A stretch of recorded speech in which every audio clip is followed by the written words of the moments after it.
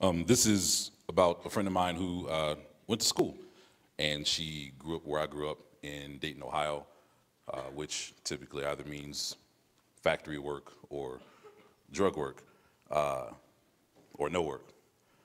But going to school is not an option. It's kind of a joke there.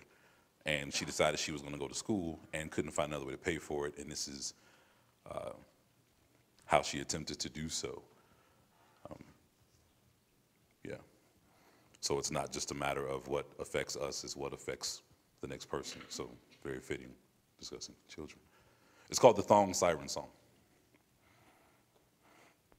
She is a lost child, burdened and blessed with an ass that defies description. She has a mind full of fertile ground, ripe for answers to be planted and for questions to be uprooted.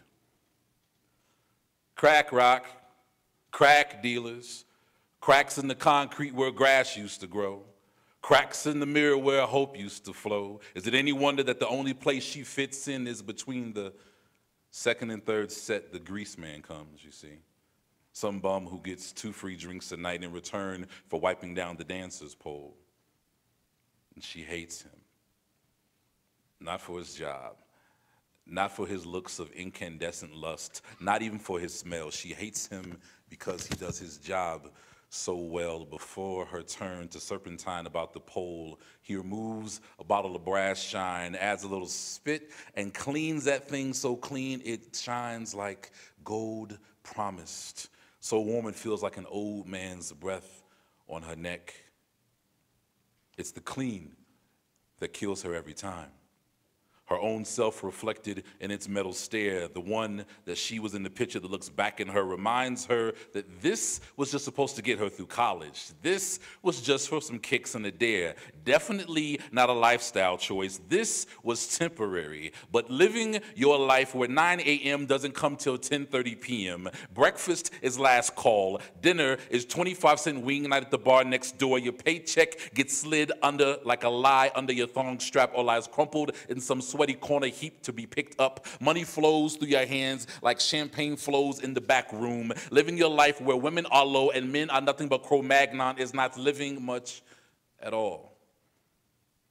She sleeps on the couch.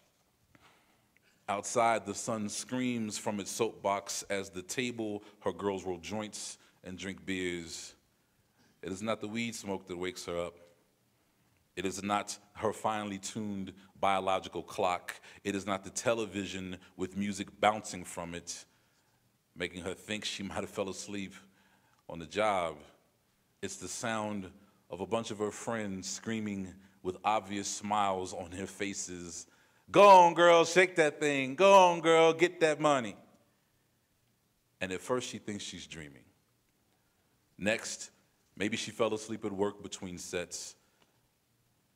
She rolls over on the couch and sees in front of her TV, little hands rest on small knees, and the ass of her 5-year-old daughter is imitating the gyrating images on the screen, imitating her own mother. Behind her, the girls laugh. Ain't that cute? She's gonna be better than you one day, girl. You better look out for your job, and throw dollar bills at the child's feet.